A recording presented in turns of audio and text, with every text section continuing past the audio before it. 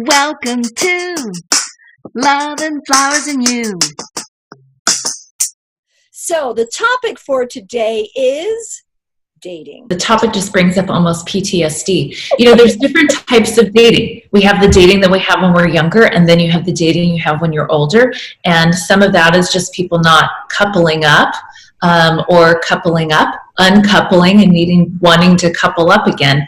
And so we could kind of jump in anywhere. We can talk about dating after divorce. We can talk about dating now versus dating 20 years ago prior to online dating and all of that. Or even like how to find the right person you want to date. So what is advice on dating after divorce? I think you have a different attitude when you're older about dating. Then it's so different. When you're young, it's just so, everything's perfect. Everyone's perfect. And when you're older, I just think you're jaded. Michelle? It's very hard for me to get jaded. I am really still a 13-year-old through and through. Good. Well, you must have had great experiences when you were 13 and 14. Did guys love you when you were 13 and 14? Because I read psychologically that's where you always, if you felt that people were attracted to you when you were that age, that's how you feel old when you're older. And if at 14 you kind of felt then that's how you feel even though you may be, good looking and you're, older. So that is fascinating. Where did you hear that, Marina? I'm a big reader on everything psychology, and it was probably some doctor that I interviewed had told me that. So when you think of it, and you know what? And often when you're dating someone, ask them how they felt about how did women like them or did guys like them, whatever sex they are, when they were younger at that age, and that will give you a very good insight into where their ego is as far as how attractive they consider themselves to be. Wow, no wonder I'm just completely screwed. It's not that you're screwed. It's just that you have to kind of rewire your thoughts and say and recognize you are not that 14-year-old. You are, who you are now, and very attractive, as everyone can tell. Because I brushed my hair today. Thank you for brushing your hair. You're welcome. It's a gift to all of us. I think there are really two kinds of post-divorce dates out there. There are people who are dating because they're newly divorced and they're so excited to date. And then there are people who are actually ready to date. And those are two completely different experiences when you're out on the dating field. And I think I went through that myself too. I waited a year after my separation before I even thought about dating. And looking back now, I see where I would date differently now than I would have even a year after my separation, because there's just this growth curve. But you get a lot of people who are new out there who swear that they're fine, and my exes in the past. And there's a lot of shenanigans out there versus people who become a little more grounded and are more in touch with really kind of who they are as people and less in the playing around. I think you're totally right about the two types. It's really interesting for me because I am just a bad dater. I'm one of those, like, this is awesome, let's jump. I don't want anybody to buy me anything. I still haven't been on a date, really, or multiple dates where I was with someone who was like totally paying for everything. I always wanted to pay. There's probably some psychology in that, but I also think it's really interesting what you said about being 14, because I went to a small Catholic school and pretty much became the smart girl. Mm-hmm. Who was friends with people. I also had an extended awkward phase, massively extended awkward phase. So I just wasn't like a cute girl that anyone wanted to date until. I find that hard to believe. Until when? When did that change? 8th grade, when I was 13. When I was 13, there was the summer before my 8th grade year, a girl had a party, whatever that was. And there was a boy there who was in high school who had never met me. And of all the girls from my little Catholic school, he wanted to be my boyfriend. And I was like, you do? So that's where you developed a positive self-image as a dating prospect. Oh yeah. And he was like so cool and a little bit older and super baseball player, and my friends were like, what? Like, and then all of a sudden I went from the low girl on the totem pole to having this high school boyfriend, and it was a huge dynamic shift. And we ended up breaking up, but my freshman year in high school was a totally different thing too. Boys were attracted to me, and I was like, this is weird. It was very weird for me, but tons of fun.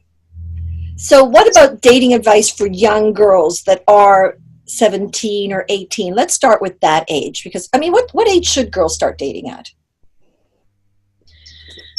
I don't know that there's a right answer in terms of age, and Michelle will answer this better because she's a mom, and so a mom would answer this very differently than I would. But I think it depends on the type of dating, because there's friendship dating, and then there's serious dating. There's the friendship, having fun, and then there's I'm looking for a life partner. Mm-hmm. So I don't think most people are in that mode of I'm looking for a life partner at 17. I mean, a lot of my friends did. A lot of my friends got married very young. Well, yeah, you're Midwest. Look at you, raising your hand. Yeah. So a lot of my friends did. So, I mean, that's just a whole conversation on its own. But I think there's a difference. So it's not just about the age at which we start dating. It's how we are dating. So what age is appropriate for how we're dating? And then what are the things you're doing on these dates? Are we trying to be Dawson's Creek and we're all 16-year-olds and acting like we're 27 or 35, or, what is age appropriate? Okay, what's the earliest girls should be dating? 8th grade, according to Michelle. Yeah, so my first date, I had to wait until I was 15. That was my dad's rule. Uh-huh. And I went out and got an outfit, and my date picked me up.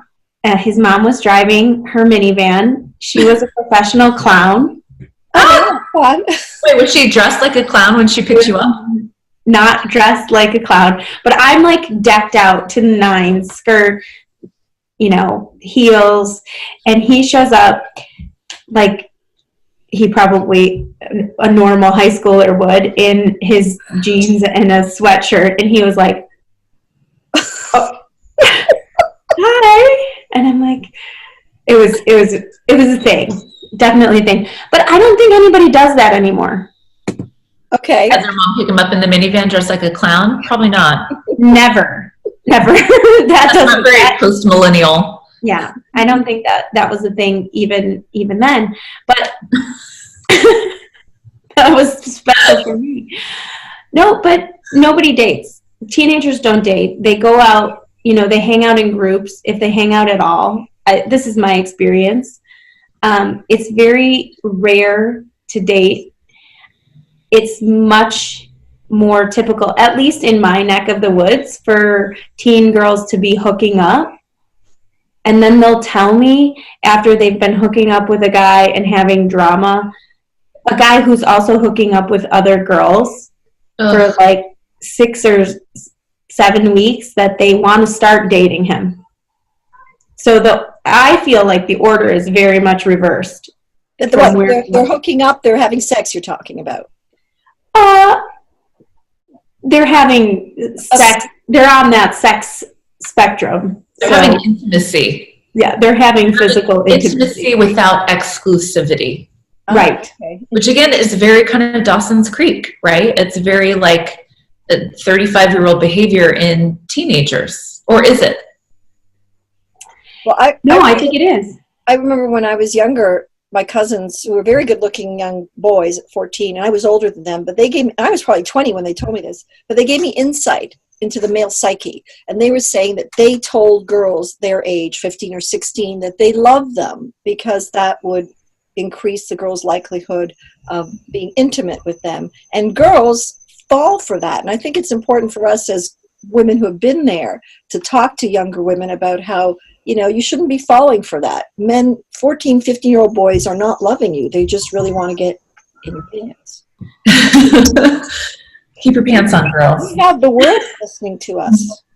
all ages. Their moms maybe are. Their moms are going to be like, you need to listen to these two doctors. Good advice for moms too, because moms don't know what is right, what's wrong. And I'm interested in the correlation of this. We talk a lot about suicide. We've been working on this side project, this documentary on suicide, and how high the suicide rate is in young people.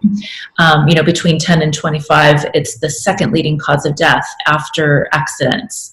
And so you wonder, at least in California, because we have such a high rate here, there's USC did a study and looking at some of the factors that lead to that. And so you wonder, when people have these adult behaviors, like have these intimate relationships and their brains aren't yet developed and they can't handle it, some of the emotional swings, and they've got hormones all over the place, and how, self-esteem is such a huge issue. And so when you have, let's say, people who are dating or hanging out or whatever, and you have one kind of subset that maybe is just into having sex or some kind of physical intimacy, and the other subset that just wants to fall in love and be loved. And when those two collide and then at some point, explode, implode, whatever, is that contributing to the low self-esteem that's contributing to this higher rate of suicides in this age group? I think for sure it's an issue. And you brought up a good point earlier, Marina, which is that if somebody tells you they love you,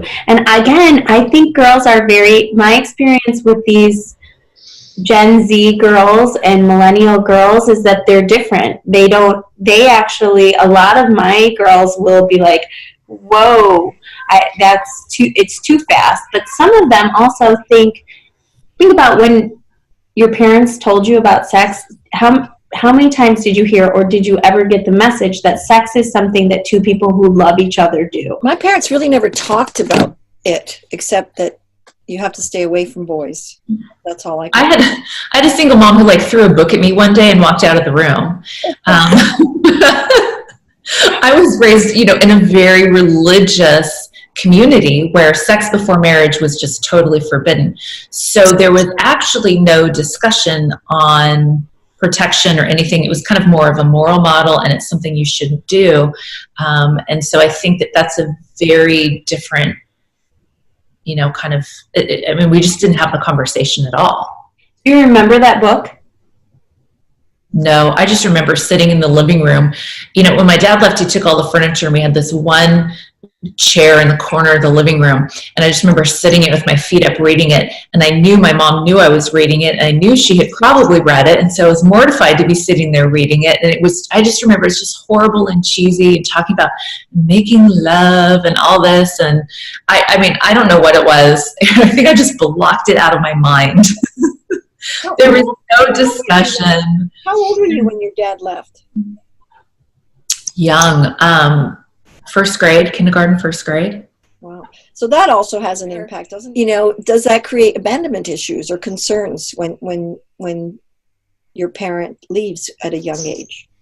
It can. Everyone's a little bit different. And for me, a lot of, especially girls, when their dad leaves, they run into this kind of promiscuous category, and they tend to kind of look for that affection from their male peers. And I kind of went the other way, where if I started dating someone and I had a boy say he loved me, I was just like, oh my gosh, I was done. I would break up with him right away, because I thought, we're 14, what do we know about love? Or we're 16, we know nothing about love, nothing about love. And so I kind of had this more protective barrier, and maybe that had to do with this religious community that I was raised in too. When I became an adult, when I actually became a psychiatrist and learned about these dynamics, and I was like, phew, I'm glad I was in one category, not the other, because I think you just run a lot of risks with the promiscuity in terms of STDs and all of that. And so I was kind of grateful that I had kind of gone that other way. But certainly, it's going to affect different people differently in terms of the abandonment. Yeah, absolutely. And what about dating rules? Do you guys have dating rules that you came up with when you were dating? There are no rules. No. No, I had no rules. And I really didn't date. I really don't like dating. I'm a relationship person. So for me, the whole idea of wait a minute, you're going out with me on Wednesday and you're going out with somebody else on Friday? Mhm. And I'm supposed to go out with you on Wednesday and somebody else on Friday? It was crazy to me. My psyche doesn't operate that way. And I actually see the value in it, and I've recommended it for some girls since, because I think it does slow you down a little bit. I think it depends on how you're choosing to date. So for me, after being married as long as I was, and I hadn't dated before, certainly I hadn't done online dating because it didn't even exist when I had been single when I was younger.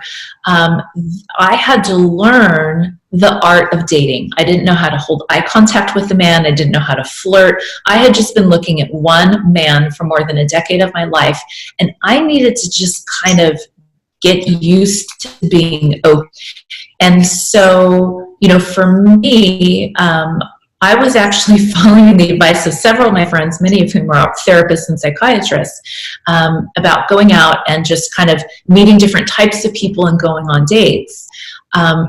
But once I kind of did that and started, I kind of realized that it's just like you said, Michelle, people are, going out with you, but their cell phone's buzzing and they're getting messages, and I'm thinking, is that your date from Friday night? Yeah. Like, where is your brain? And you get this ADD dating where people are always waiting for kind of the next thing to come along, and they aren't settling down.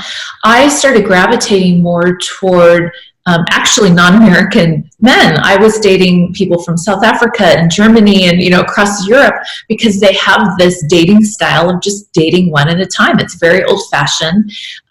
You date, I like you, we decide we like each other, we continue dating, or we date a few times and this isn't really a good fit, so let's move on and date someone else. That to me felt more like a comfortable fit than, my friends and I made a spreadsheet, and I ran across it when I was cleaning out my closet last summer, and it was the funniest thing you've ever seen. I had the spreadsheet with the first name, and then they had a nickname, because there's like 5 people named Chris, all on Match.com at the same time. So, and I took notes so my friends could keep them all straight. And it was just hilarious. So we had like colorblind Brad and one guy, the big Sully, and then there was my mark after the date was alcoholic with a question mark. It was just hilarious to try to kind of keep track and juggle. And it was really fun at the time, and I don't think any of us were really looking for a relationship at that time. We were just kind of trying out dating. And I was lucky enough that I didn't get too many creeps, because I had a really good way of screening people. But what was your screening method? Tell us your screening method. Well, when I was online dating, it's pretty easy. So one, you can tell if someone's read your profile, and I write lengthy profiles. And if I write, I'm just kind of a ridiculous person and sarcastic. So if someone is writing me and they haven't commented on something bizarre that I've said in there, then I know they haven't read it. And I always read their profiles, because for me, if they don't have good grammar, then I was just explaining my grammar screening. Because being the nerd that I am, I'm not going to date a man who doesn't know the difference between your and your, or there and there. And so that was kind of my first rung, and there were times when I just wanted to get out and date, and the bar was very low. But once I kind of, I had dated enough, and I was just ready to start looking for someone that I wanted to just couple with, I became much more selective in terms of, just how they really talked about themselves. I never told anyone on my profile. I didn't say I was a psychiatrist initially. I just said physician. And, you think that kind of lets people self-select, so they know you're smart. A lot of people didn't read the profiles, though, and then they take you out, and then after, the second date, they give you this glassy-eyed look, and they just go, "You're smart, aren't you?" And it's like, oh my gosh, like, duh, like, don't you see that? So I finally switched it and put what I do on there. And like, nothing scares people off faster. Nothing weeds through the weeds faster than saying, I'm board certified in psychiatry and addiction medicine. Because people run. They don't want to be, yeah.